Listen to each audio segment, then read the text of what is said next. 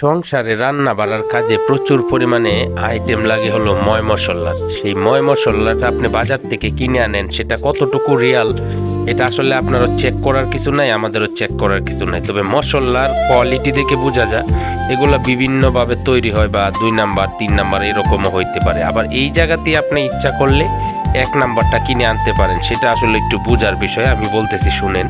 আপনি যদি গ্রাম অঞ্চলে বাজার থেকে আস্তা মরিচ, আস্তা ধনিয়া, আস্তা হলুদ নিয়ে তারপরে কোনো মিলে বাঙ্গিয়ে বাড়িতে এনে ব্যবহার করেন, সেটা আপনার জন্য 100% বেস্ট হবে যতটুকু আমি বুঝি।